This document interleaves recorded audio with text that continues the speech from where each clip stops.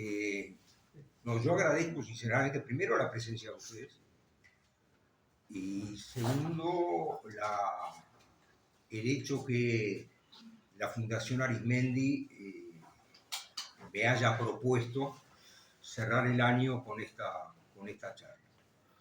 Y yo creo que el legado de Arizmendi, entre otras cosas, nos enseñó a la relevancia, entender la relevancia de los temas internacionales y cómo ellos van incidiendo desde la vida cotidiana, pero también desde el punto de vista de la cultura, y que entender los procesos del mundo era una parte inseparable, sea para la academia, para el trabajador, para las fuerzas políticas. Lamentablemente, hoy yo creo que se asiste a un empobrecimiento en general de la política en su sentido más noble.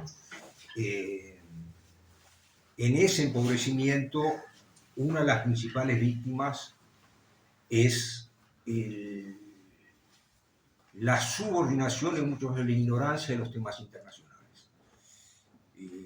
Yo recuerdo haber escrito durante la campaña electoral que algo así como que había un silencio ensordecedor en el cual yo reclamaba la falta de atención a los temas internacionales. Y no olvidemos que nuestra campaña electoral se desarrolló cuando ya había, por citar dos hechos enormes, ya estaba desatada desde febrero del 2022 el conflicto Rusia-Ucrania, y ya también cumplía más de un año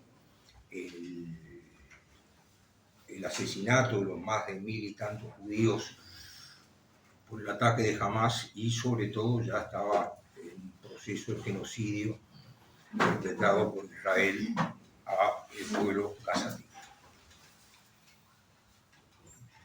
El libro es Descubrir China, y que tiene que ver con el tema que se plantea,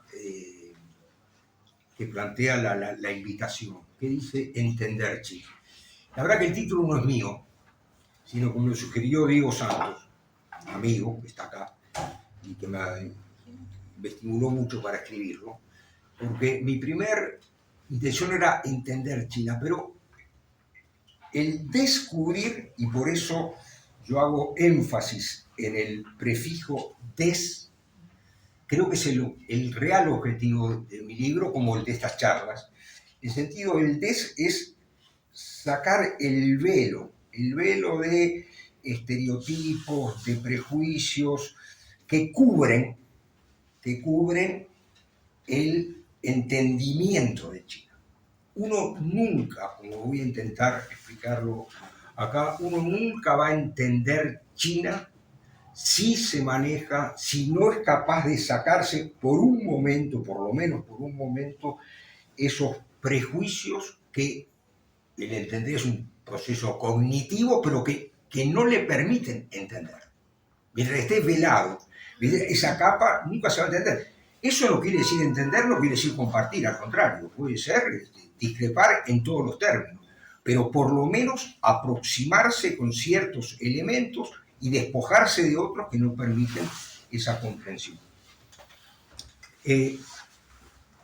Cuando asume Xi Jinping, el actual presidente y secretario general del Partido Comunista, él asume en noviembre del 2012, en el 18 Congreso del Partido. En su intervención en ese Congreso dice algo así como que China debe comprender al mundo y el mundo debe comprender a China. Yo diría que uno de los problemas fundamentales, y tiene varios, de China es que el mundo no la entiende. No que no comparta, que no la entiende. Y yo creo que cualquier esfuerzo, porque podríamos decir no entender lo que pasa en Italia, lo hablamos antes con hablar de un país importante, ¿no? Es cierto, es un déficit que tiene uno por la importancia que tiene Italia. Pero no entender China es no entender el mundo. Es no entender el mundo que estamos viviendo. Y yo creo que no es una tarea fácil entender a China. No es fácil. Y yo diría que en la primera, cuando León proponía las claves, yo creo que la primera clave precisamente para entender a China es despejarnos de esos prejuicios, despojarnos de esos prejuicios y esos estereotipos. Edward Snow, lo voy a leer textualmente, que fue un periodista que al final de los años 30 escribió el libro Estrella Roja sobre China, que fue el resultado de su visita a China cuando tuvo oportunidad de reunirse con Mao Zedong y la dirigencia del Partido Comunista, que había establecido su cuartel general después de la larga marcha. Era ya plena guerra civil contra la fuerza nacionalista del Kuomintang. Se había establecido en Yunnan, y de allí fue que desde Yunnan fue la última etapa antes del asalto al poder que llevó el 1 de octubre al triunfo del Partido Comunista encabezado por Mao Zedong, y el 1 de octubre del 49 la fundación de la República Popular.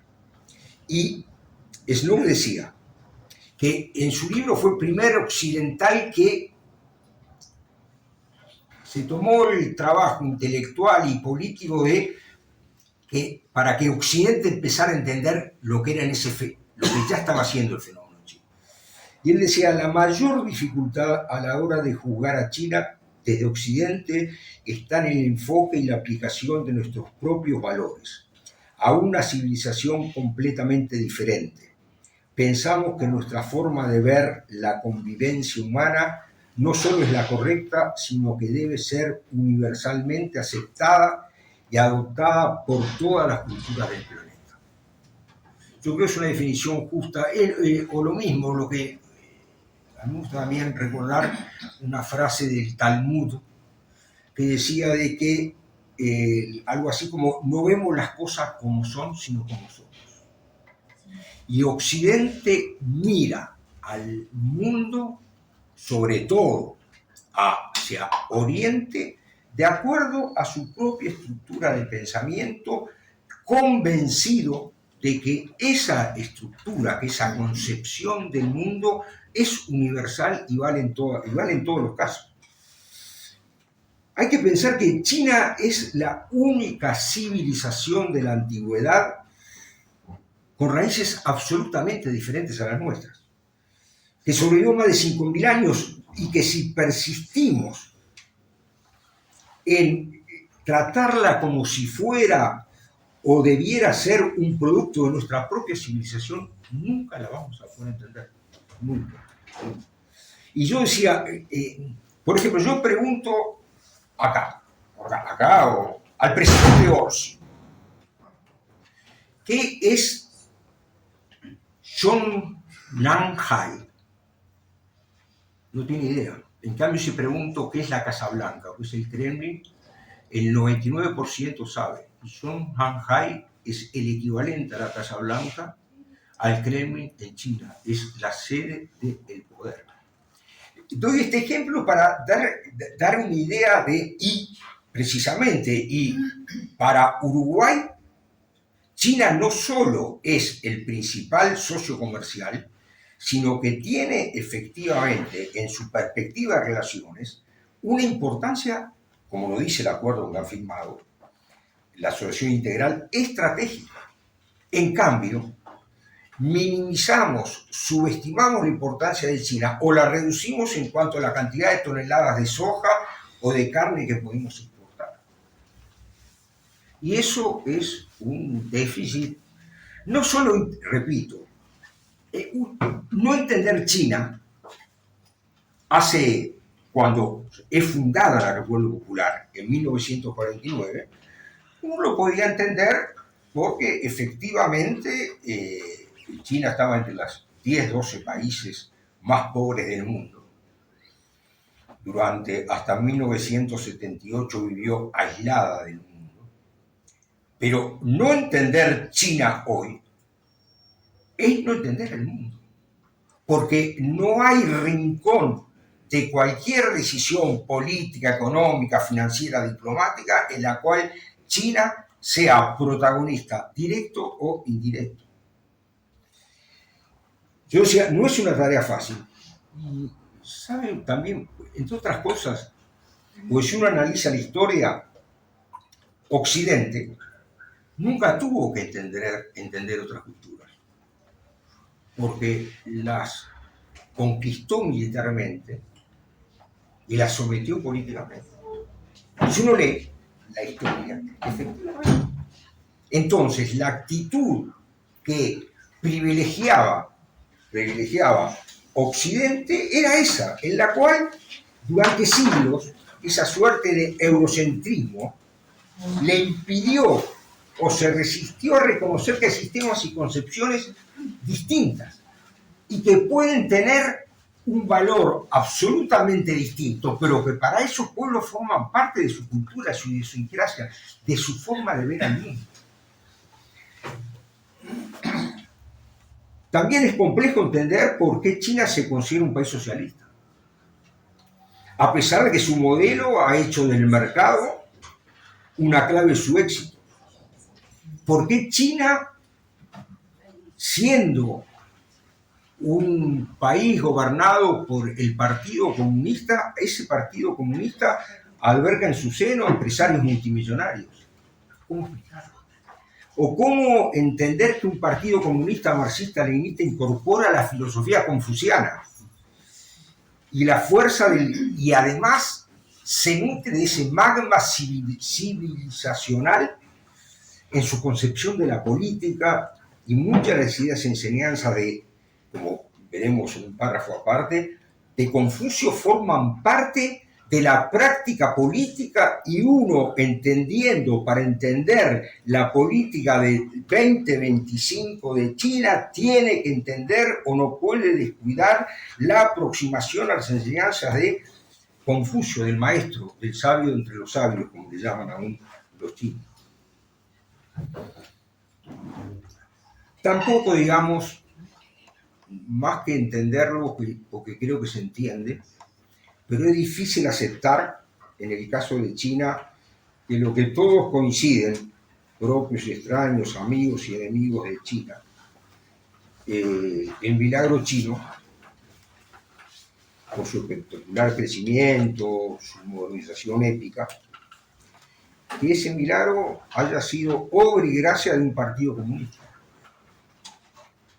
haya sido obra y gracia de un modelo, de un sistema de gobierno que poco o nada tienen que ver con los nuestros, que poco o nada tienen que ver con la democracia liberal a la cual nos hemos acostumbrado. Segunda clave para entender China. Estamos viviendo, o China inaugura un cambio epocal. Yo en el 2010 lo publicaron en China, está en mandarín y en inglés, escribí un libro que se llamaba China alumbra una nueva era. Y efectivamente creo que las transformaciones y el impacto que ha tenido en el mundo no tienen antecedentes en los últimos 100 años y que está alumbrando, que está abriendo una nueva era en las relaciones internacionales en todos sus aspectos. Esa nueva era se empezó a escribir en una tarde lluviosa de diciembre de 78 en Beijing, cuando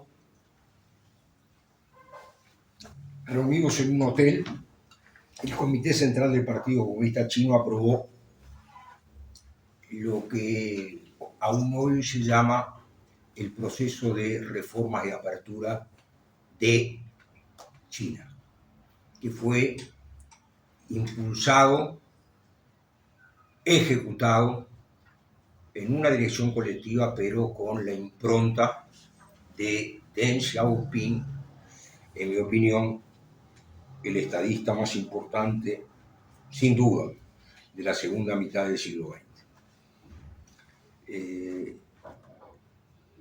Lo que para Fukuyama fue, después del fin de la Guerra Fría y de la implosión de la Unión Soviética, el fin de la historia, y proclamó a diestra y siniestra, urbi et orbe, que a partir de la desaparición de la Unión Soviética la historia había terminado, en el sentido de que nunca más iba a haber un modelo que desafiara a las democracias occidentales y a los modelos occidentales. Yo creo que efectivamente, en primer lugar, mirado con el diario del lunes, debe haber pocos errores tan espectaculares de previsiones hechas en las ciencias sociales y la ciencia política como el señor Fukuyama, porque se olvidó de que la historia que para él terminaba había empezado precisamente en diciembre de 1978. Es epocal el cambio porque China es el acontecimiento histórico más importante de los últimos 100 años y también el mayor desafío internacional del siglo XXI. El mundo nunca vivió una irrupción tan impactante, tan rápida y transformadora como el regreso de China, porque lo fue, reemergencia de China, como vivimos hoy en la escena global. Nunca es epocal porque nunca en la historia del hombre un país vivió transformaciones políticas, sociales, económicas y culturales en un lapso tan breve de tiempo. Cientistas sociales comparan, y yo estoy de acuerdo, de que las transformaciones en China solo podrían, en cuanto a su impacto a todos los planos, solo podían compararse con lo que significó la primera revolución industrial. China en 40 años, a partir del proceso de forma de apertura, logró lo que a Estados Unidos o al Imperio Británico llegó más de 100 años. China logró en 40 años ser, cuando triunfa la revolución comunista en el 49, el 90% de China era analfabeta. Hoy China, y es epocal, lidera en inteligencia artificial, en robótica,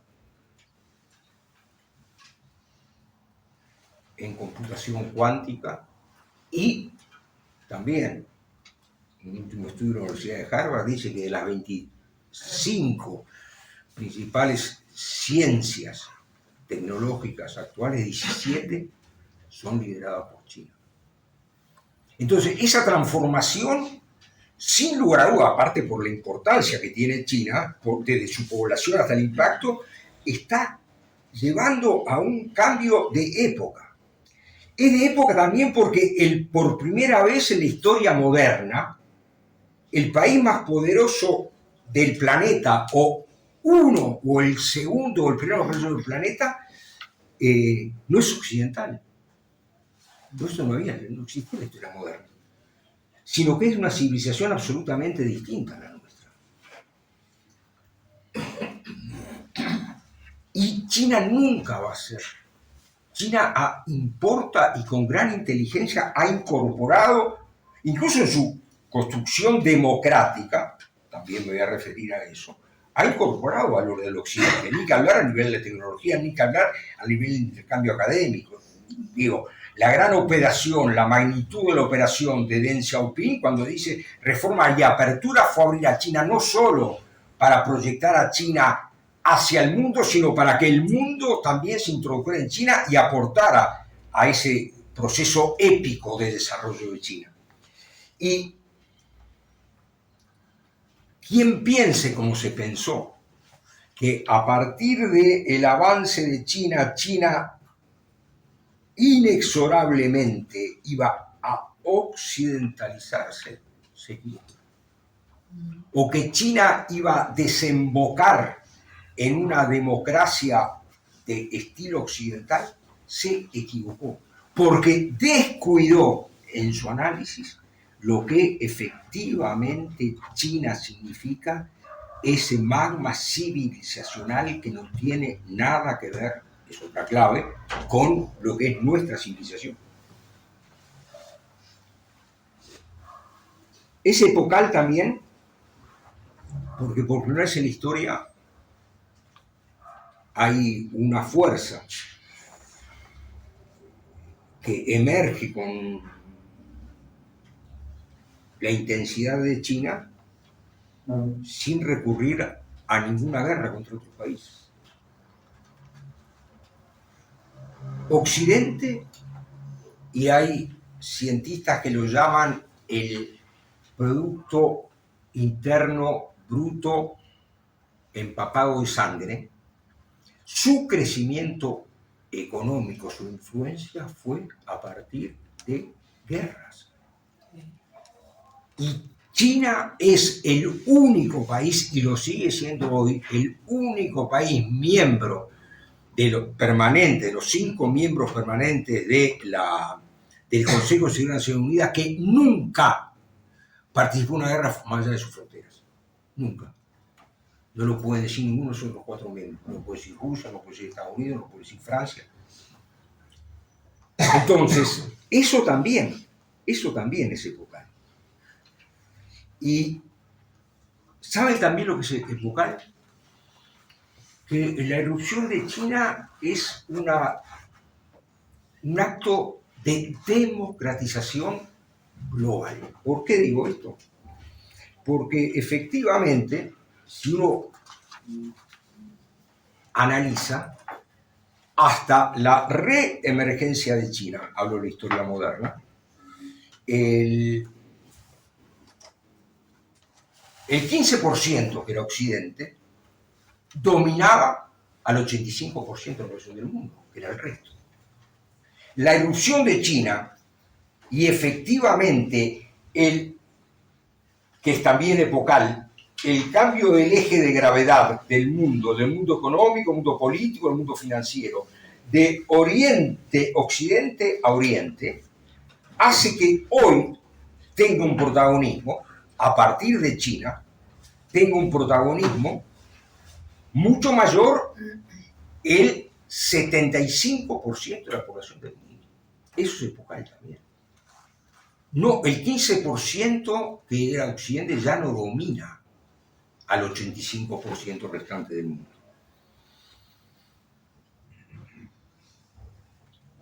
Es epocal, me refería al cambio, al corrimiento del eje de Occidente a Oriente, porque fíjense la magnitud de esto. Bueno, hoy China, si se mide, como lo mide el Fondo Monetario Internacional, el Producto Bruto de los países, por paridad de poder adquisitivo y no por dólares corrientes, para mí creo que es mucho más válido el primero que el segundo. China es la primera economía del mundo desde el 2015, superó a Estados Unidos. Pero no solo, decía, las proyecciones del Banco Mundial, no de Daniel Barros, del Banco Mundial, para el 2050, que es acá en la esquina, a la vuelta de la esquina, dentro de 25 años, la economía china, medida en paridad de poder adquisitivo, será el doble de la de Estados Unidos. El doble. La segunda economía del mundo, por eso es epocal, va a ser la India. La tercera va a ser Estados Unidos. La cuarta, Indonesia.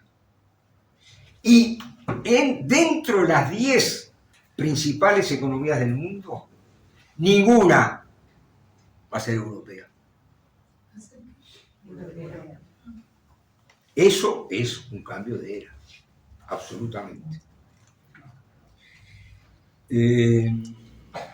Tercera clave. Yo en un capítulo del libro digo que se titula algo así como las 3 C para entender a China. Y me refiero a esas 3 C por civilización, Confucio y comunismo. Es absolutamente imposible entender, por ejemplo, al Partido Comunista Chino, con sus 100 millones de afiliados y el partido más longevo, de izquierda, derecha, de los tiempos modernos, en el poder, sin entender que su marxismo fue civilizado o nacionalizado y profundamente influido por el confucianismo. Es tan fuerte la simbiosis, que sé que es curioso, ¿no? Porque bueno, Confucio es el más o menos contemporáneo a Sócrates, ¿no? Del 500 antes de Cristo, que después de 2500 años, entender que un partido que lidera la modernidad, que transformó a China como transformó, impacta en el mundo su política de hoy, hay que entenderlo como una fuente fuerte, simbiosis entre su concepción del partido, su concepción política, y esa filosofía milenaria. No hay, porque vieron nosotros, incluso en Uruguay, nos llamábamos al ideario artiguista, pero sí está presente, pero como lo voy a explicar acá en 3, 4 cosas, la presencia de, sin entender, insisto, sin entender la influencia decisiva que tiene Confucio en la vida de hoy de China, no se va a entender absolutamente nada. Y Xi Jinping dice de que qué desafío también ideológico, que el marxismo es el alma y el confucianismo es la raíz de la cultura china. Más aún, esa fusión llevó a autores como Lucian Pai, un sociólogo que ha estudiado mucho China, a llamar de que el Partido Comunista, la segunda C debía ser de, en lugar de comunista, Confucio, confucionista chino, y que efectivamente si tuviera que definir al Partido Comunista, lo definiría confucionista y leninista. Mirado así es un atropello, es un insulto, incluso al marxismo tradicional, aunque muchos de nosotros fuimos educados.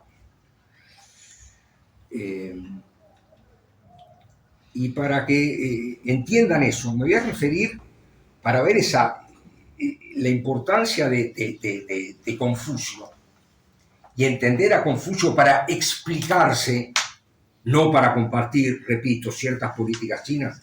Yo le voy a citar 4 o 5 cosas que son claves en la política de hoy de China. Ustedes saben que China se ha planteado, incluso reafirmado ahora en la última reunión plenaria del Comité Central del Partido Comunista Chino, ellos tienen esto fue ya del 2013, lo que llamaban un objetivo del doble centenario. Un centenario ya pasó en el 2021, que era los 100 años de la fundación del Partido Comunista Chino. Y el segundo centenario, que será en el 2049, que es el centenario de la fundación de la República Popular China. Para el primer objetivo centenario, por el cual toda la fuerza política, económica, los planes de China estaban concentrados. El objetivo era una sociedad modestamente acomodada en todos los aspectos. Y obviamente la erradicación de la pobreza. Objetivos que fueron alcanzados. Y ese objetivo es el que, y así lo hace saber el Partido Comunista Chino, es el mismo del concepto de Xiao Tang, que era, leo, un estado ideal de sociedad de la nación china que la nación china ha perseguido desde la antigüedad. Esto está en el libro de los ritos, que es uno de los 5 clásicos de Confucio. Y cuando el Partido Comunista Chino llamó a toda su gente, a todos sus ciudadanos, a esta empresa épica que era erradicar absolutamente la pobreza en un país que tenía el 90% a 50 años de pobres, planteaba que eso es seguir, darle continuidad, actualizar la prédica de Confucio con el Xiao Tang. Este otro objetivo que se planteó en el 19 Congreso, hace 5 años, de la prosperidad común, es un gran objetivo que se plantea actualmente, que de alguna manera que ese crecimiento estrepitoso que vivió China y que fue prevista la desigualdad que iba a generar, desigualdad que aún hoy existe, en el sentido de que desigualdades geográficas, en el cual todos los países de la costa tienen un nivel de desarrollo muy superior al de los países del intermedio centro-terra, de los países occidentales, a las regiones occidentales de China. Cuando todavía existen diferencias en los ingresos y en los niveles de vida entre la población de la ciudad y la población rural, el objetivo de la prosperidad común es que distribuyamos la riqueza de manera más equitativa. Y para lo cual el Partido Comunista hoy ha hecho y está haciendo, con resultados importantes, positivos, el mayor de los esfuerzos. ¿Y saben cuál fue la consigna o la matriz para hacer entender al pueblo chino y a los multimillonarios los nuevos impuestos que le iba a implicar o que pasaban por esa distribución más equitativa? Citaban a Confucio, que decía: en un país bien gobernado, la pobreza es motivo de vergüenza, pero en un país mal gobernado, el motivo de vergüenza es la riqueza. En el sentido de que se puede entender que un país bien gobernado se ponga el tema o exista pobreza, que bueno, el esfuerzo es...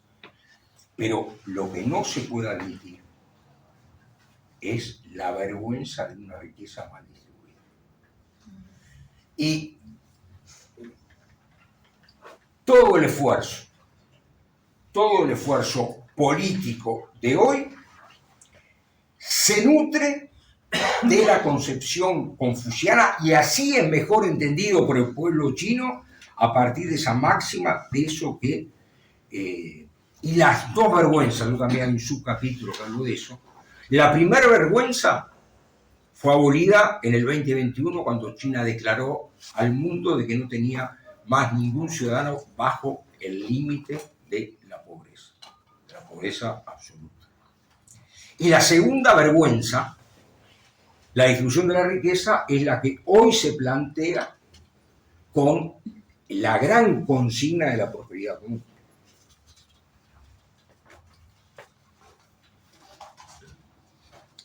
El Hu Jintao, que fue el anterior presidente de China hasta el 2012, el antecesor de Deng Xiaoping, de Xi Jinping, se planteó el tema de, que está en los estatutos del partido, de, él lo llamó una sociedad científica o una sociedad socialista armoniosa. El concepto de armonía que está muy presente en Confucio es el tema, y que para el Partido Comunista Chino significa la armonía en un desarrollo respetuoso del medio ambiente, significa armonía la igualdad de oportunidades para acceder a la enseñanza, a la vivienda, al trabajo. Significa armonía identificar al país con una concepción cultural que respete las tradiciones. Eso era el tema que se planteaba Confucio en el libro Las Mutaciones, hace más de 2500 años. Segundo, otro elemento para entender la otra C, la civilización.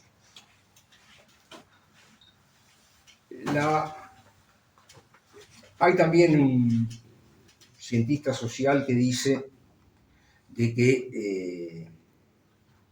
que fue el primer académico a hablar de Estado-civilización. Y dice algo así como que China no es un Estado-civilización y un Estado-nación en construcción.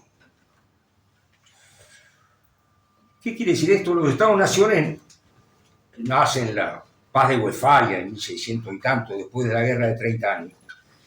Y yo diría que China, que es un Estado-nación, es por sobre todas las cosas un Estado-civilización. Y quizá la diferencia más grande o más básica entre China y el resto del mundo es que efectivamente el resto del mundo concibe a sus estados como naciones y China concibe al mundo y se presenta al mundo como un estado civilización. China es el único estado civilización actual. Hubieron civilizaciones mucho más antiguas, como la mesopotámica, la egipcia, pero no con la sobrevivencia esta. Es la única nación capaz de fusionar la civilización más antigua con un estado moderno. Y para entender a China hay que entender también esa suerte de sincretismo que combina la fuerza de una civilización antigua y un Estado-nación moderno. Y fíjese las implicancias que tiene esto. El Estado chino es visto, para el chino común, yo he estado decenas de veces en China y tuve la gran oportunidad de vivir un año, en el 2010, en Shanghai. El Estado chino es la encarnación, el Estado actual, es la encarnación, el guardián y el defensor de la civilización china. Y tiene precisamente una autoridad y una legitimidad y respeto mucho mayor a que ese Estado esté gobernado por un gobierno que no fue elegido con el voto popular. Mantener la unidad, la cohesión, la integridad de esa civilización se percibe como la máxima prioridad política para el Partido Comunista. Es la máxima prioridad política. Y fíjese que para Occidente, sobre todo para esta ola neoliberal, El Estado es un intruso, es alguien que hay que evitarlo, que tiene que respetar las libertades económicas, que estar muy atento a dónde se entromete en los temas de la cultura, en los temas de la información, etc. Para China, el término chino, el ideograma chino, Estado-nación, es el mismo que para familia-nación. Y esto tiene una importancia decisiva en la vida, para entender la vida política china. Porque efectivamente la legitimidad del Partido Comunista Chino se gana en función de que es el custodio de la civilización china. Un tema, por ejemplo, de la influencia de la civilización. Yo diría que el buque insignia de Xi Jinping es lo que llamó el sueño chino. Que fíjense que él lo define como el rejuvenecimiento de la civilización china. Y efectivamente, cuando China, que también es epocal, que una ex colonia, y no hay antecedente en la historia moderna, porque China fue colonia, lo que ellos llaman, y fue invadida por Inglaterra, Francia, Rusia, Japón, en lo que ellos llaman el siglo de la humillación. Es epocal que hoy tenga protagonismo de tierra, que va de la primera guerra del opio, de los años 40, del 1800, hasta por eso el siglo, hasta la fundación de la República Popular en 1949. El tema de Taiwán es la línea roja, o sea, que China lo reivindica como parte integrante, indisoluble de la República Popular China. Para mí existen razones históricas, políticas, etcétera, en esa reivindicación.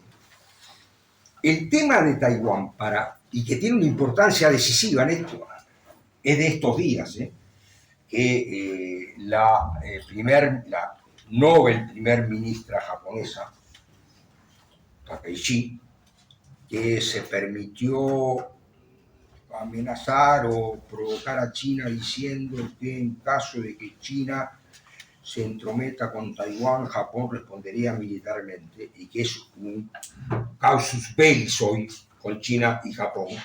Fueron declaraciones nada más. Es porque Taiwán es el último eslabón para reconquistar finalmente lo que fue la civilización o que le perteneció a la civilización china. Ese siglo de la humillación no va a estar absolutamente cerrado, y es un tema nacional, hasta que Taiwán pase a formar parte integral de China. Y si ustedes ven en el gran desafío la gran disputa entre Estados Unidos y China, la última de las líneas rojas que China plantea, dice que no la pase nadie, es Taiwán. Uno puede decir, sí, también Taiwán, una provincia de 23 millones de habitantes, ¿cierto? Pero hay que entenderlo en función de lo que significa para China, Estado, civilización, la importancia de Taiwán. Solamente un Estado, civilización, puede plantearse, por ejemplo, cuando China, el Reino Unido le devuelve a China Hong Kong, y otro tanto lo hace Portugal con Macao, hace ya 1989, más de 30 años. Deng Xiaoping, para convencer a Margaret Thatcher, le dijo que China iba a respetar el sistema, que era un sistema puramente capitalista, de Hong Kong, que nunca iba a entrometerse para modificar el modelo económico, que nada tiene que ver todavía con el modelo económico que aplica el resto de China, de la República Popular.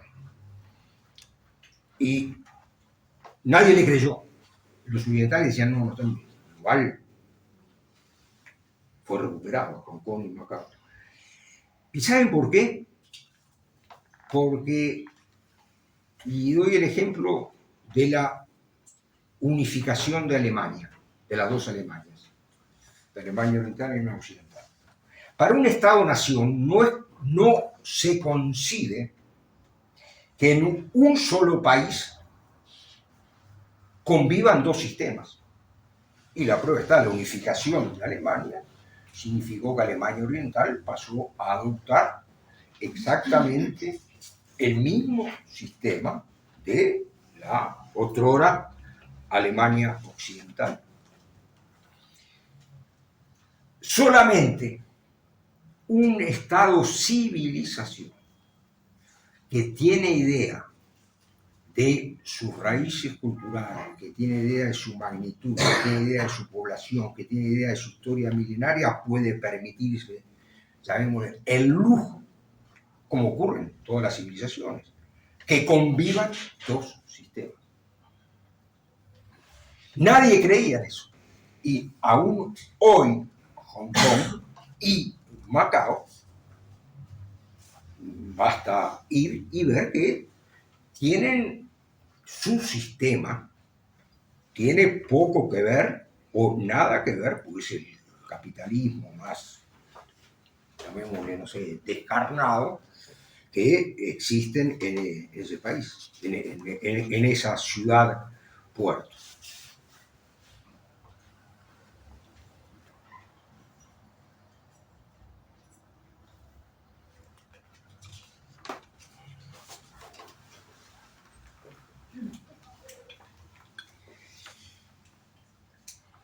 Yo di este ejemplo, pero además sobre las implicancias, quiero volver un poquito sobre eso que tiene ser que para el chino común es ante todo o es heredero de una civilización siempre vigente, que la implicancia política que tiene esto, ¿no?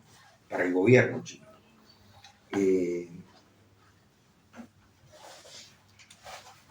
Hay una ecuación que es el Estado, el partido y la sociedad, y que significa que rechazar al partido, que es visto como ese custodio de la civilización, es renegar también del inmenso patrimonio civilizatorio. Y que el Partido Comunista, créanme, además de ser de haber liderado la política de reformas que propiciaron esa enorme transformación y mejoramiento sin precedentes del nivel de vida de los chinos,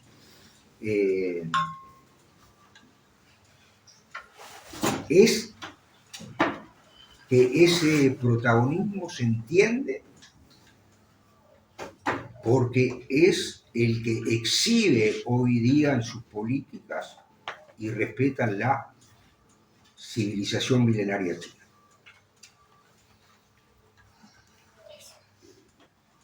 Yo quiero terminar este párrafo con algo que Kissinger, que murió a los 100 años y que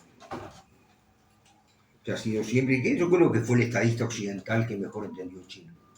Incluso él fue el artífice en el año 72 de cuando reanudaron, el presidente era Nixon, cuando reanudaron o empezaron, sí, reanudaron las relaciones que después en el 79 Carter ya formaliza relaciones diplomáticas, pero cuando después del 1949 la primera vez que se empezó a conversar y a normalizar las relaciones fue en el 72 y fue obra de en ese entonces secretario de Estado de Nixon, Kissinger.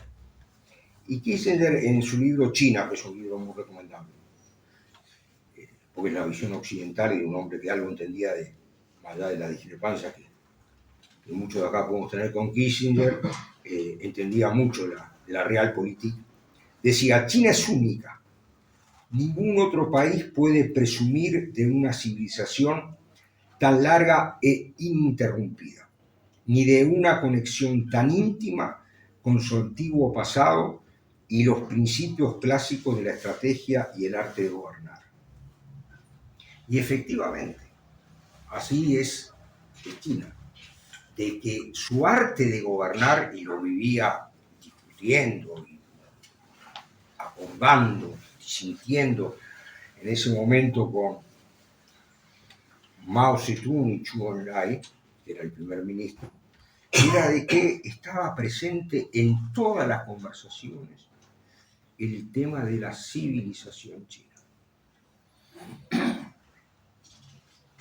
Y esto me enlaza con uno de los temas más debatidos, que es la democracia en China.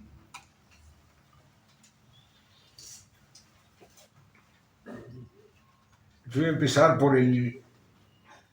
para matizar lo que voy a tratar de explicar en 5 minutos. La democracia no es un adorno que se usa como decoración, se usa para resolver problemas que el pueblo quiere solucionar. Xi Jinping. Si no hay comida cuando se tiene hambre, si no hay medicamento cuando se está enfermo, si hay ignorancia y no se respetan los derechos elementales de las personas, la democracia es una cáscara vacía, aunque los ciudadanos voten y tengan parlamento. Nelson Mandela. En primer lugar, creo que todos debemos ser contestes de que el modelo de democracia está sufriendo ataques, principalmente, diría yo, como gran ejemplo de lo que es la democracia moderna más antigua, que es los Estados Unidos y la política que está adoptando el presidente Trump, que está erosionando desde la independencia del Parlamento, porque cuando votan las tarifas, este tsunami tarifario tendría que pasar por el Parlamento. Lo mismo el tema de las incursiones militares, o sea, hay un desprecio, ni que hablar, que promovió. Fíjense que el ejemplo de democracia nuestro, muchas veces Estados Unidos, y Trump promovió un golpe de Estado cuando saltaron el Capitolio para desconocer el triunfo democrático de Biden. Por lo mismo, y este señor es hoy presidente, Bolsonaro felizmente fue confirmado, tiene 27 años de cárcel. Entonces, hay que entender que las ideas también, hoy la democracia está cuestionada en Europa. La democracia tradicional, la democracia representativa. También este es un dato de Freedom House, que constata que en los últimos 19 años los valores democráticos han ido retrocediendo. Freedom House. Voy a dar 2 ejemplos que son de ahora, para entender la crisis que sufre la democracia.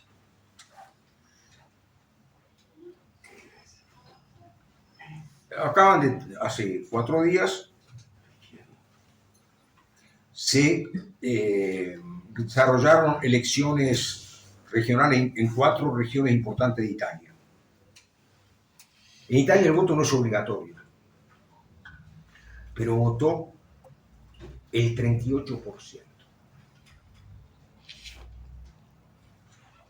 Y con razón, entendemos que el voto es uno de los actos más relevantes de la democracia occidental.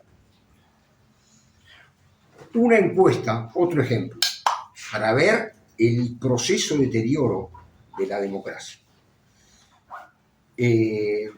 Ustedes saben que estos días se conmemoró los 50 años de la muerte del dictador Franco. Una encuesta llevada adelante por no sé qué instituto español dice que el 40% de los jóvenes españoles entienden que una dictadura de los Francos podría resolver cosas que la democracia no está resolviendo.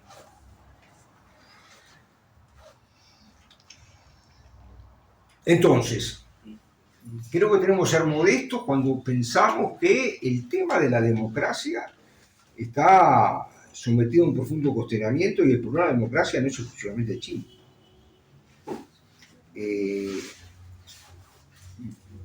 La desconfianza, hay una desconfianza ciudadana en el sistema de partidos.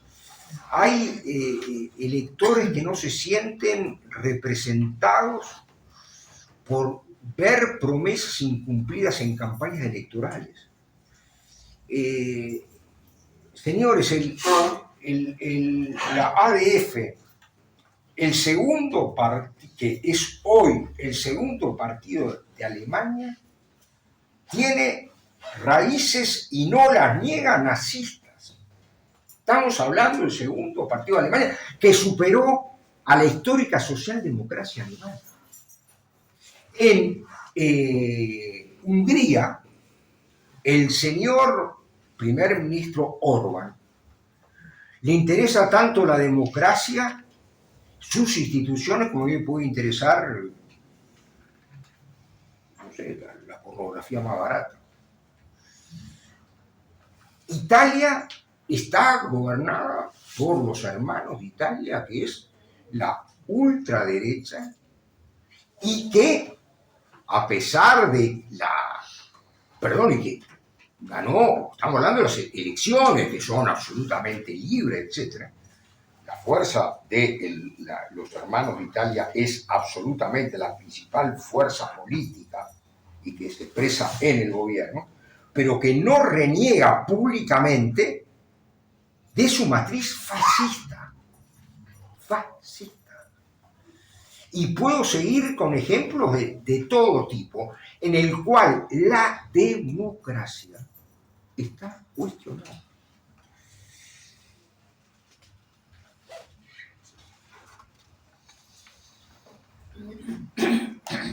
Ustedes saben, por ejemplo, fíjense, si es un tema que obviamente ha permeado a todos los niveles, a nivel político, esta situación, esta crisis de la democracia, que también a nivel académico. Yo leía el otro día en un diario que el 19 de noviembre, la Fundación Siemens de Múnich organizó una conferencia sobre la crisis de la democracia occidental.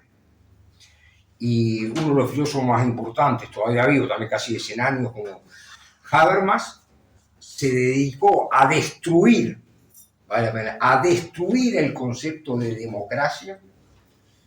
Nadie puede acusar a Habermas de comunista o de pro-chino en función de el deterioro de la democracia en los países que hasta ahora habían sido ejemplos de democracia. Y daba, en primer lugar, a los Estados Unidos, y esa política de Trump, yo de alguna manera hacía referencia, pero sumaba a los peligros que vive la democracia en muchas de las capitales europeas. Y esto lleva a que esta crisis factual de la democracia obviamente se acompaña de la crisis de su teoría. Está interpelando la superioridad. Yo hablo de todo esto para contextualizar el tema de democracia en China. la superioridad del modelo, interpela la superioridad del modelo occidental.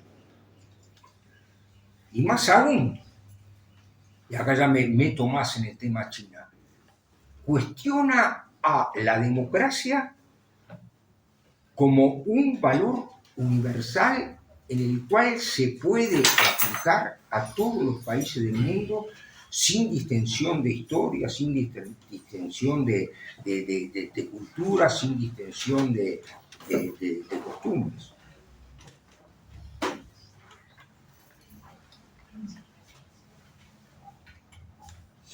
Hoy se abre paso la concepción de que la construcción democrática requiere tener en cuenta ciertas condiciones económicas, políticas, culturales que varían significativamente de un país a otro. Ni que hablar por lo que vimos antes en China.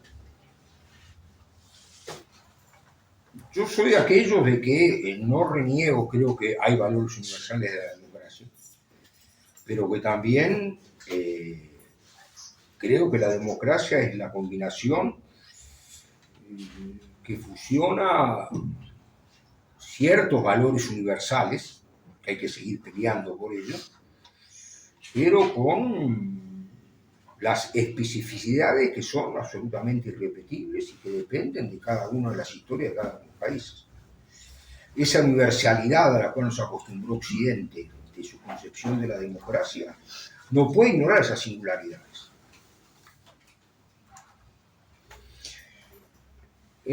También en esta perspectiva, en esta visión, yo creo que la democracia,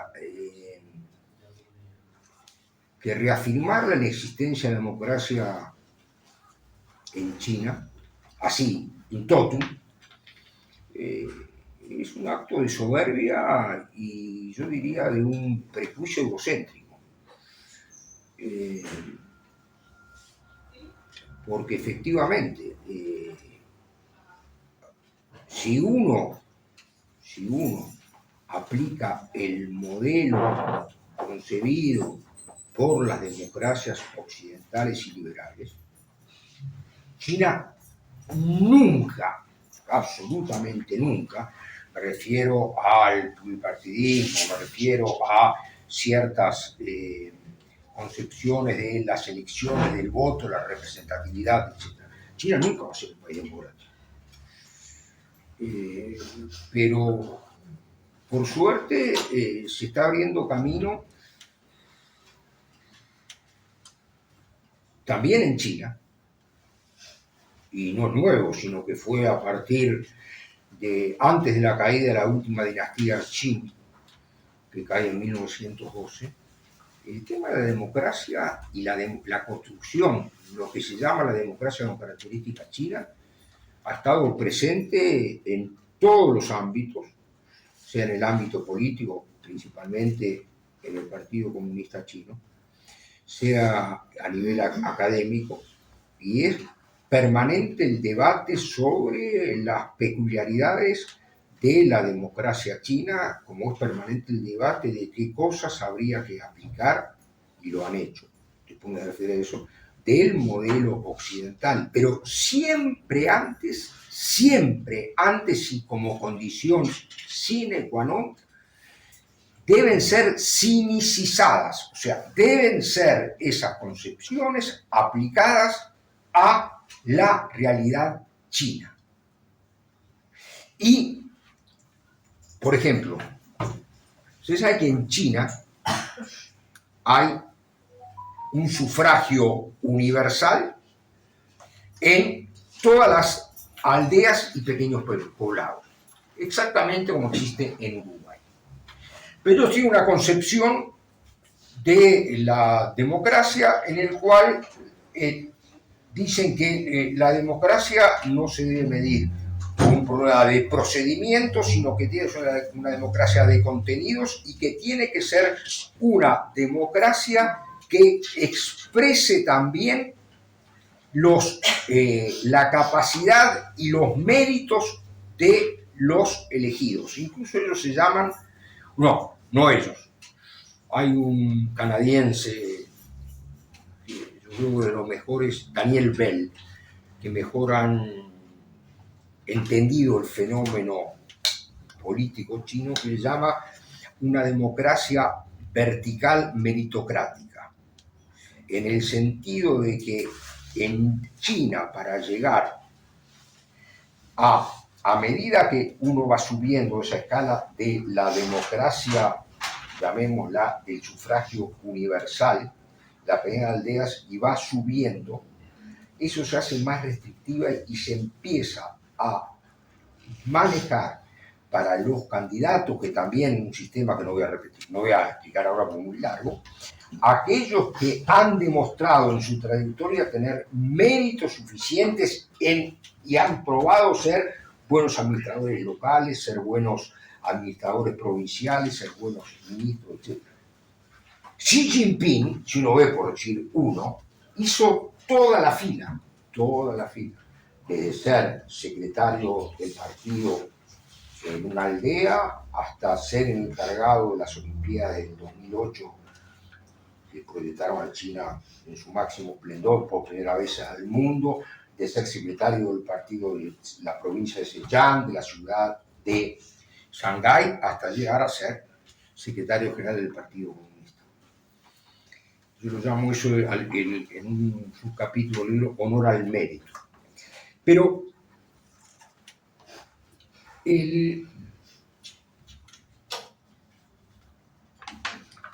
la concepción, los académicos chinos han rescatado la terminología griega para definir su democracia y para medir su democracia, que es el gobierno del pueblo. Demos gracia. Y efectivamente eso lo lleva al Partido Comunista Chino a decir que la prueba del 9 para saber si efectivamente un gobierno está aplicando lo que en su concepción significaba el gobierno para el pueblo, eso debe medirse en función de los resultados que la política de ese gobierno signifique para su pueblo.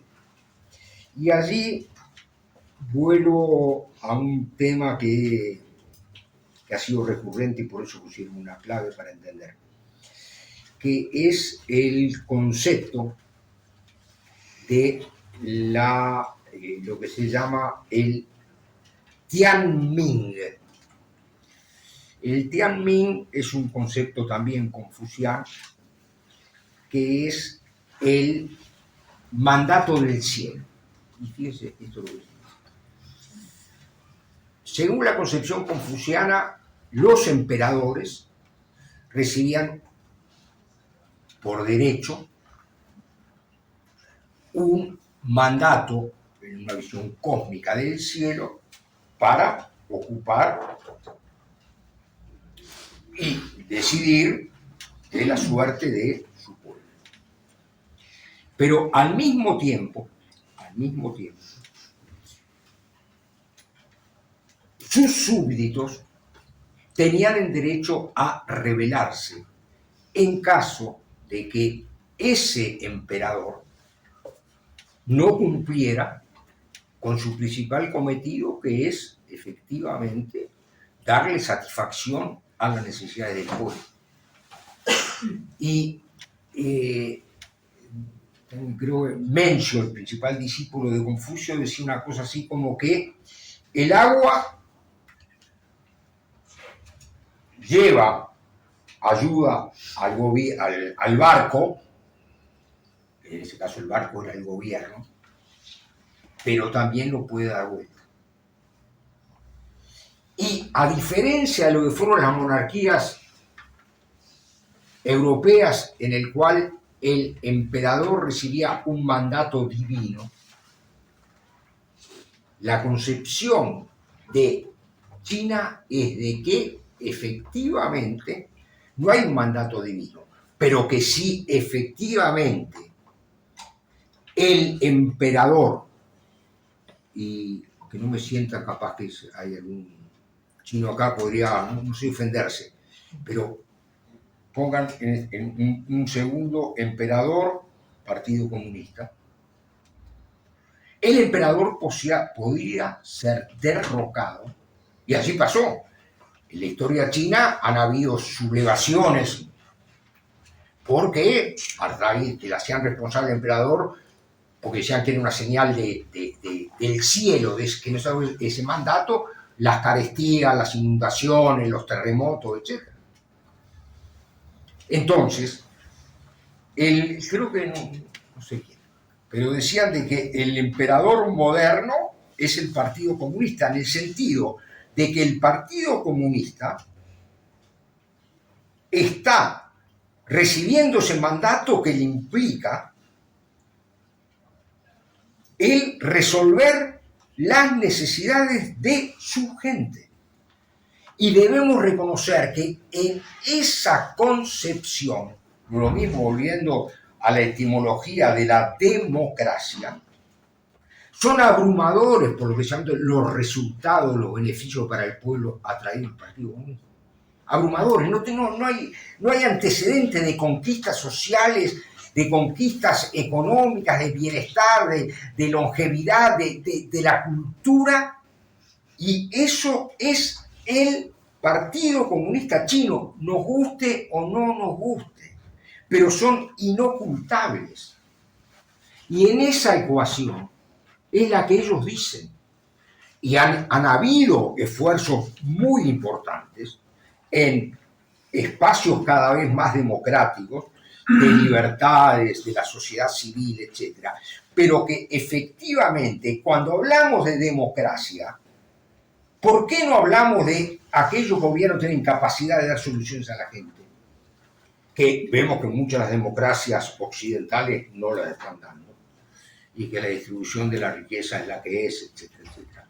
En cambio, son abrumadores los resultados que la democracia con características chinas ha traído a su pueblo. Yo para esto cito a las principales encuestadoras de los Estados Unidos y de Europa.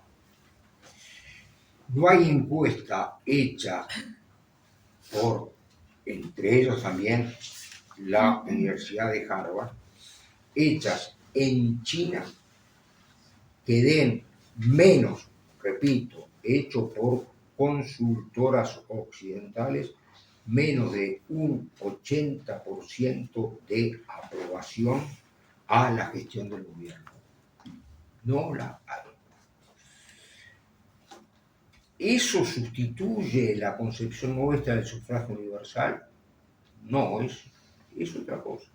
Pero repito, si yo tuviera que definir, digamos con todas las letras, al chino no le importa nada que haya elecciones. Primero, porque nunca las vivió.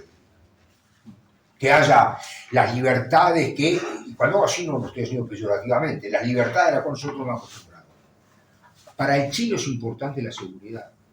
Para el chino es importante la educación. Para el chino es importante tener trabajo.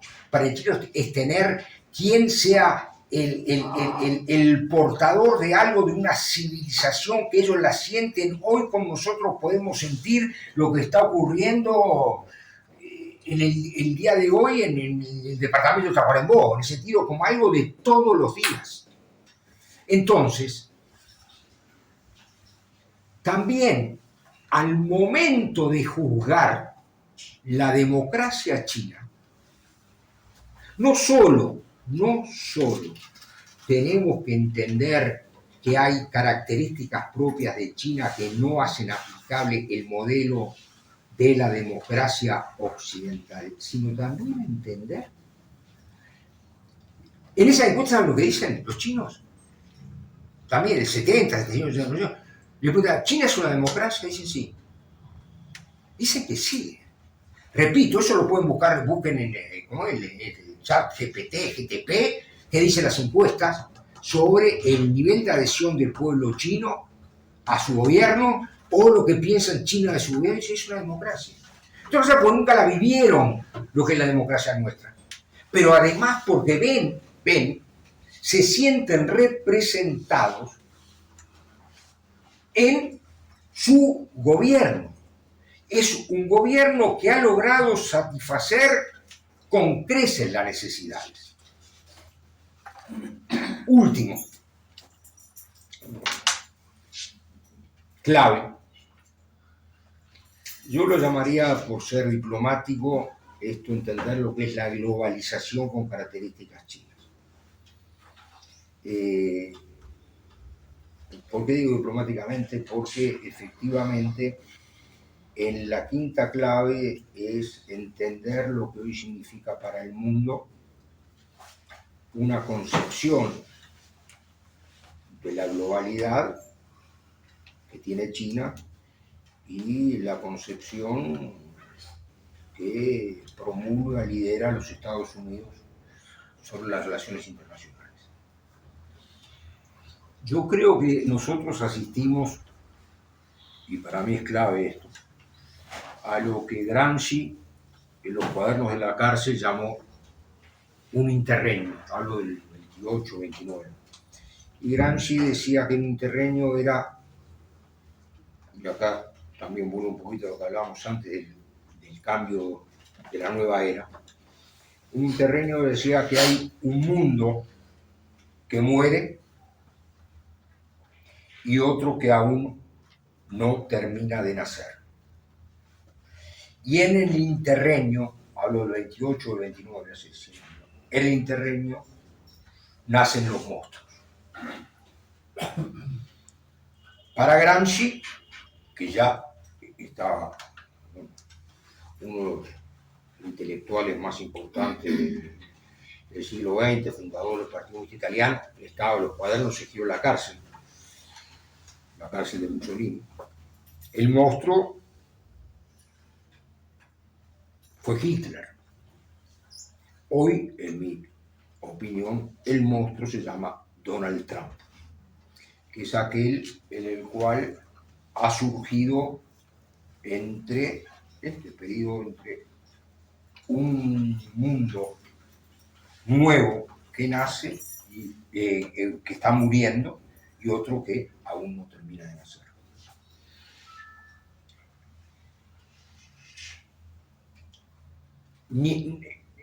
Lo decía antes, ¿no? A raíz de la influencia de China, de que nada se puede entender sin la participación china, como tampoco nada se puede entender de la política de Estados Unidos sin que el tema China no esté omnipresente.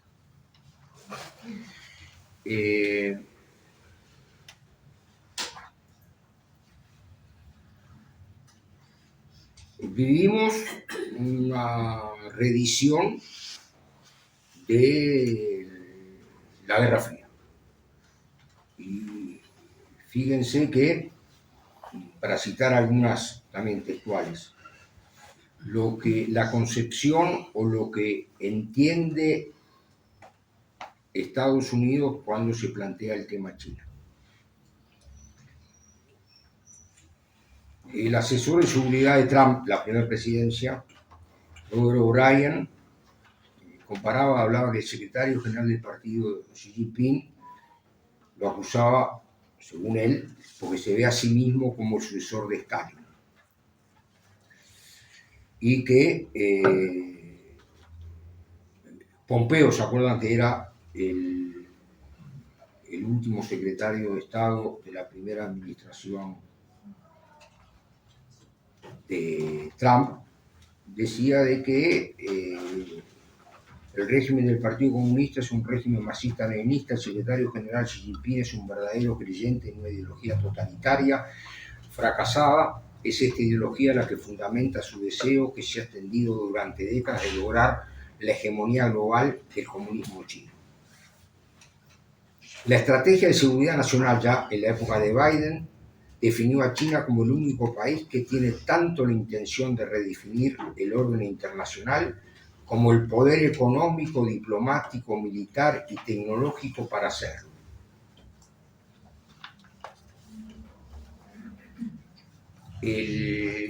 Segunda administración Trump.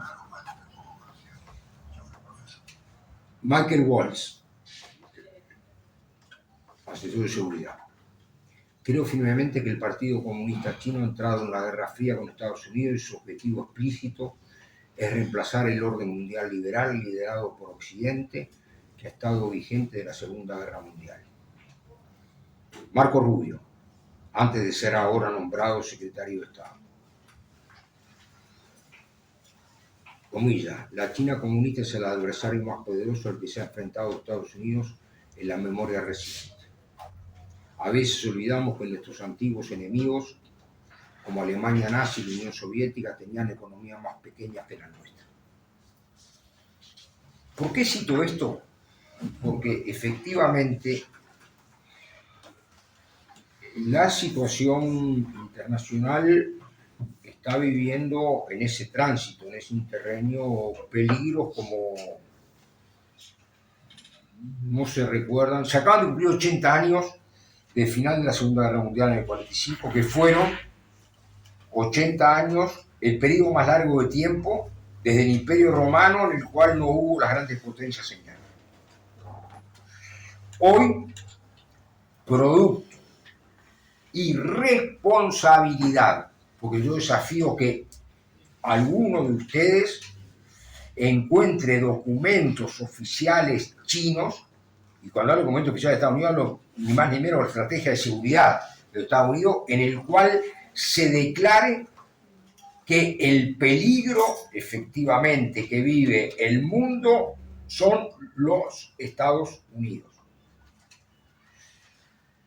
Y desafío a que encuentre un ejemplo, un documento chino, una acción diplomática china que pretenda derrumbar el sistema mundial hasta ahora. Lo que China intenta es reformar Naciones Unidas, reformar el Fondo Monetario, reformar la Organización Mundial de Comercio, reformar las instituciones que nacieron después de la Segunda Guerra Mundial y a imagen y semejanza de Estados Unidos. China no las quiere derrumbar, las quiere reformar. China es el principal contribuyente de Naciones Unidas. En cambio, nos enfrentamos al absurdo de que esas instituciones creadas por Estados Unidos es Trump que las está bombardeando, despreciando la Asamblea General de Naciones Unidas en la Asamblea General a la organización como tal, yéndose de UNESCO, retirándose de la Organización Mundial de la Salud, violando con esta andanada tarifaria las reglas básicas de la Organización Mundial del Comercio. Entonces, entender el momento y entender la clave, frente a eso, hoy China es el defensor, es el adalid del libre comercio. Y lo sabemos, China tiene acuerdos de libre comercio, acuerdos comerciales, es el principal socio comercial de 153 países del mundo, de los 198 que están en Naciones Unidas, lo que fue Estados Unidos otrora. Él le acaba de autorizar a los países africanos a vender sus productos con arancel cero. Entonces, la concepción del libre comercio, que fue la que promulgaron los grandes economistas de Ricardo, Adam Smith, y en el cual nació el capitalismo, soy defendido por China.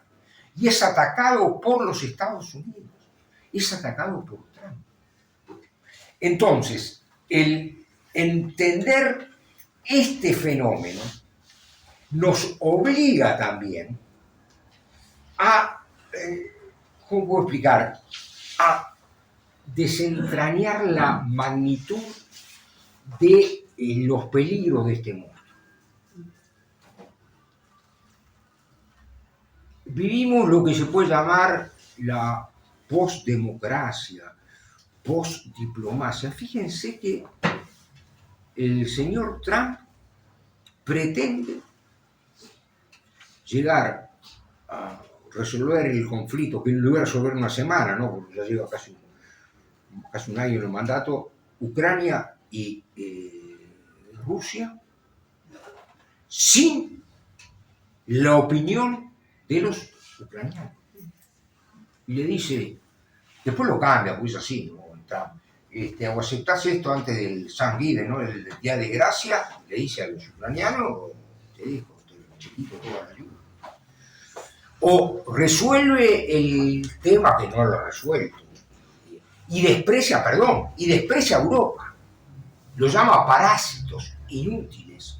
No solo para aplicarle las tarifas, diciendo que le han chupado la sangre por las cuestiones, por el tema de los déficits comerciales, la balanza comercial, sino que además dice, no los convoca con igualdad de derechos para discutir el tema que es una guerra en Europa. Los ignora. Como ignora a los palestinos para llegar a un acuerdo, entre comillas, de paz entre Israel y los palestinos. Y habla de que, de manera obscena, de que también en Palestina puede haber un gran negocio. Bueno, su negociador es su yerno y el otro son inmobiliaristas para hacer no sé, la costa azul del otro lado del Mediterráneo, en Gaza. Entonces, frente a eso, está China. Fíjense que y cómo la información va promiscuyendo y deja así muchas veces muy difícil entender las realidades. Sin lugar a dudas, de respetarse el acuerdo de paz que propone Trump, es como, hablando en términos futboleros, Putin gana 5-0, porque efectivamente le reconoce un año en febrero del 2023, China presentó una propuesta, 12 puntos. ¿Saben cuál era el primer punto? El respeto de la soberanía de Ucrania. El segundo punto era el respeto de la seguridad de los países, porque no nos olvidemos que una de las causas, más allá de que sea la primogénita o no, de lo que Putin llamó la operación militar especial, fue que la extensión de la NATO, de la OTAN, hasta Ucrania, era la incorporación, y como Putin dijo, pero viejo, atendeme, es lo mismo que encajaran misiles a Estados Unidos en la frontera con México. Estados Unidos dice, no, yo te aplaudo. Digo, porque era esa la situación que se iba a crear. Estaba el respeto de la soberanía, el respeto de la integridad territorial, el respeto de la seguridad, y después otros que tenían que ver con la ayuda humanitaria. Eso, Estados Unidos, de la Biden, esto es una provocación china, y lo que está buscando es ayudar a Rusia para que esto, y el comercio dual, en el sentido de hablar de que había con seguridad, que lo que le exportaba China a Rusia era también utilizado componentes para el arsenal bélico ruso. Pasaron cientos de miles de muertos, y la propuesta que va a terminar aceptando Ucrania no se compara, poniendo términos futbolísticos, lo de los chinos para Ucrania era Messi, y la de Trump ahora es, no sé, este muchacho que está preso por violar, el Diego García, porque era absolutamente favorable de haberse llevado adelante, y Rusia dijo, podemos discutir sobre esta base. Y Estados Unidos le hizo. Y saben que yo tengo una opinión sobre esto que tiene que ver con el momento actual, que demuestra esta concepción, la antípoda, en la concepción del mundo que tiene China, de la globalidad que se expresa en lo que que es un poco el santo y seña de la política internacional, la concepción de la comunidad de futuro compartido, que es también una concepción milenaria, que es todo bajo el mismo cielo y que tiene que ver también lo que hablábamos antes de un estado de civilización, en el cual se concibe al mundo con la capacidad de poder convivir pacíficamente más allá de diferencias ideológicas, políticas, de costumbres, etc. Entonces, ante esta concepción del mundo de China y los ataques que está sufriendo el sistema, yo decía antes, es lo que se llama las dos manos ocupadas tiene China. Por un lado, por la diplomacia dual. Por un lado, intenta reformar el sistema actual, en el cual el sur tiene una participación más representativa, todas las cuestiones que vimos antes. Pero por otro lado, con la otra mano, crea organizaciones internacionales que reflejen esa realidad, entre ellas los BRICS, que son la expresión de esa más acabada, más importante desde el punto de vista sin duda económico, también político, cultural, financiero, de ese mundo que China dice que tiene que tener un nivel de protagonismo que hasta ahora no ha tenido. Entonces, cuando estalla la guerra de Ucrania, yo me acuerdo haber también escrito, conversado, de que como cuando estalla la guerra de Corea, para Truman, en ese momento presidente de Estados Unidos, fue la gran oportunidad, esto fue en los 50, la OTAN desde el 48, 49, para consolidar las relaciones políticas y militares entre los países de Europa y Estados Unidos en una clave antisoviética, que era quien de manera clara estaba apoyando a Corea del Norte. También lo hizo China, pudo cortar la frontera y millones de chinos murieron combatiéndola. Yo lo comparé, la guerra de Ucrania, que para Biden fue una excelente oportunidad para reanimar las relaciones que Trump, con su autarquismo, aislacionismo, America First, etc., había erosionado con los países occidentales. Y en este caso, así como la guerra de Corea fue para estrechar alianzas políticas y militares contra la Unión Soviética, la guerra de Ucrania era la oportunidad para reactivar las relaciones políticos y militares para Estados Unidos con Europa en una clave contra China. Porque efectivamente la principal, más allá de las vidas y todo el desastre que significa para Ucrania y también para Rusia, ¿no? Lo que lo puso, no haya muerto ninguno, que significa la guerra, la principal víctima fue China. Porque a China le está yendo bárbaro. Porque en esa competencia, China aumentaba y aumentaba cada vez más su influencia en el mundo y se consolidaba como el principal partner comercial de los principales países, la enorme mayor países del mundo, el principal financista de América Latina, etcétera, etcétera. Y por otro lado, ni que hablar desplazado a Estados Unidos en todos los términos en África, ni que hablar de las relaciones con los países de la cooperación del sudeste asiático, etcétera.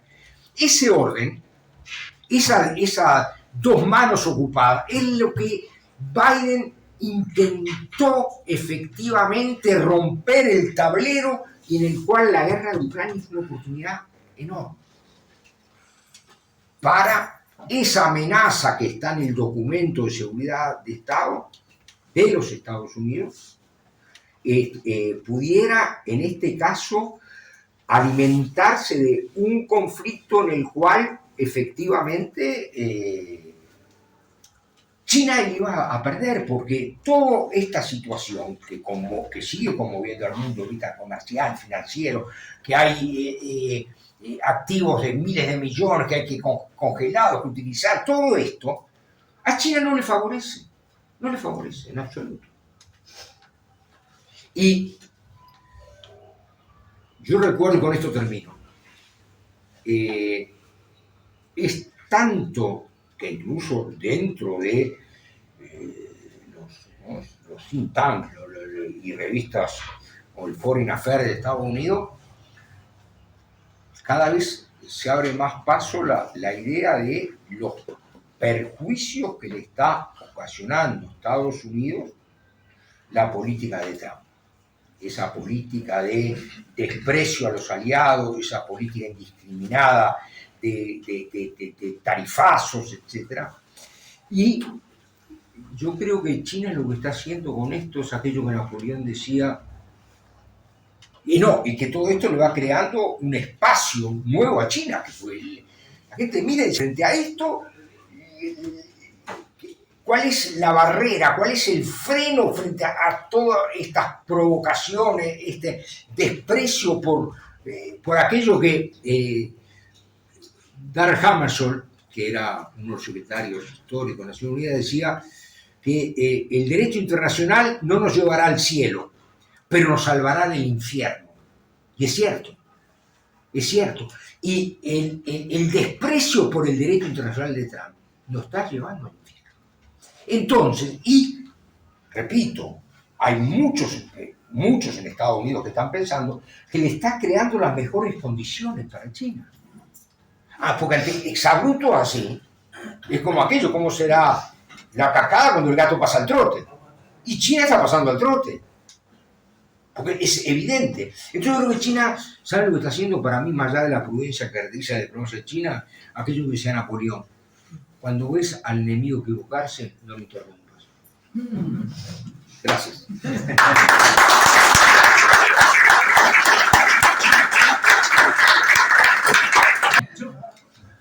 Yo te hago bueno, primero te agradezco la claridad expositiva y el rigor expositivo, ¿verdad? Ante todo. La otra es un pequeño complemento a lo que tú explicabas respecto a cómo los chinos se conciben a sí mismos como una sociedad democrática. Más del 50% de la sociedad americana en esas mismas encuestas que tú mencionas no conciben ya a Estados Unidos como una democracia. Muchas. Ese me parece un matiz no poco importante. Segundo matiz, estamos en un momento de un hegemón declinante y un hegemón ascendente. Por lo tanto, lo que está intentando el hegemón declinante es lo que puede hacer. Es una barbaridad. Es lo que creen que pueden hacer. Evidentemente estoy contigo y con Napoleón de que hay que dejarlos equivocarse solos, sin duda, ¿no? Pero tiene una lógica. Es decir, estoy muy cansado de oír que Trump está loco, o que tú no lo mencionaste, pero en general, la concepción de que Trump actúa impulsivamente, no, está tirando los últimos cartuchos que le quedan. Y ese también es un matiz. La pregunta: ¿cuál es la debilidad para ti del esquema chino? ¿Hay debilidades en el esquema chino? No, sí. A ver, primero, diría perfecto, el segundo comentario tuyo quiero hacer una.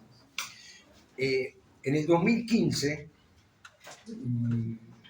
Allison, un cientista social importante de Estados Unidos, escribió un libro que se llamaba La trampa de Tucídides. Es inevitable la guerra entre China y Estados Unidos.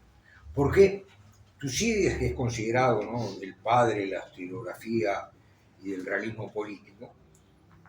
¿Por qué trampa? Porque él teorizó hablando de la guerra del Peloponeso, y otra vez con la hegemonía que decías tú, que la guerra se desató porque, decía Tucídides, Esparta, que era el hegemónico, no podía aceptar o resignarse al crecimiento de Atenas. Entonces, él decía que, y ahí quedó acuñado el término la trampa de Tucídides, de que cómo escapar de esa trampa, cómo no caer en que esto inevitablemente, y ha dicho que es un libro muy recomendable, hable de ejemplos, como fue la Segunda Guerra Mundial, los conflictos con España, Portugal, en el cual potencias hegemónicas, aquella decadente no aceptaba a la emergente. O sea, yo también en el libro hablo de eso, digo, Esparta es Estados Unidos, Atenas es China. Todos los esfuerzos de China, y créanme, miren que en esto no más allá de, obviamente, de sentirme en muchas cosas muy identificado, en otras no con China, pero todos los esfuerzos de China van para evitar caer en esa trampa. Y por otro lado, y tú bien lo decías, no es improvisado la política de Trump. Yo decía, está sancionada en los documentos de seguridad, de que es aquel, fíjese, más claro que esto. Lo dice los Estados Unidos. China es el único país del mundo que tiene la capacidad económica, política, financiera, militar, diplomática de desplazar. Lo dice así, no. En cambio, no van a escuchar, al contrario, China habla y que busquemos la cooperación, ganar con Estados Unidos, etc. Entonces, es un tema clave entender que hoy cuando hablamos también, hay gente que no creo que es una nueva guerra fría, ¿no? Pero que toda la política, yo lo mencionaba de alguna manera, toda la política de los Estados Unidos tiene, y créanme, si no, hagan un repaso, tiene como cometido fundamental evitar la reemergencia de China. Toda, bueno, no, ¿cómo es? A buen entendedor, pocas palabras, o confesión de paz, relevo de prueba. Está escrito, con puño y letra. Frente a eso, la concepción china es de la globalidad, en ese concepto que yo decía de todos bajo el cielo. Y si ustedes ven las iniciativas chinas, es las últimas 4. Iniciativa para el desarrollo global. Iniciativa para la seguridad global. Iniciativa para la civilización global. Iniciativa para la gobernanza global. En ninguna, y son documentos que valdría la pena leer, en el cual el desarrollo global significa un desarrollo más justo, la gobernanza global, en ninguna aparece Estados Unidos como aquel, sino todo lo contrario. Y eso es también milenario. Es aquello de el Tianjia, todos bajo el mismo cielo. Y busquemos las ¿cómo explicarlo? De que se logre una convivencia respetuosa porque hay un destino que nos es común, porque los temas del calentamiento global no son comunes, por los temas de ataque de terrorismo no son comunes, porque los temas de desarrollo no son comunes, por los temas de la civilización también son comunes, la necesidad de compartir y de intercambios culturales. La debilidad china, que es una buena pregunta. China está atravesando no su mejor momento desde el punto de vista económico.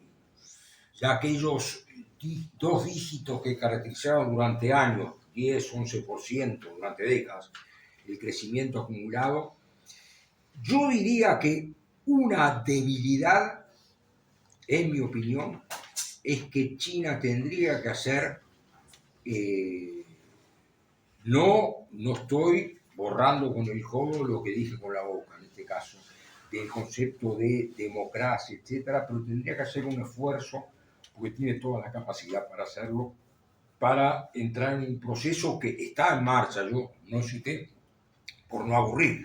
Por ejemplo, Deng Xiaoping, en esas reformas que hablaba, digo, en esa reforma y apertura, él planteaba las 4 modernizaciones. Modernización de la agricultura, modernización de la industria, modernización de la ciencia y tecnología y de la defensa. Pero decía, ninguna de ellas va a prosperar si no tenemos la quinta modernización, que es la democracia. Yo creo, a partir de ahí, con Hu Jintao, con Xi Jinping, con ese apego que hay a la Constitución, de conformar el Estado de Derecho, pero creo que China tiene la capacidad, tiene la fuerza, el Partido Comunista, de persistir en un proceso de apertura y de dar más espacio a la sociedad civil, que lo tiene, no lo tiene. Y llamémosle debilidad el hecho de que no es fácil, no es fácil, y está sujeto a, ¿cómo puedo explicar? Más que ataques, a influencias externas, cuando vos tenés la responsabilidad de liderar, sin lugar a dudas, y reconocido por lo que hoy se llama el sur global, las transformaciones que el mundo está viviendo. No es fácil eso.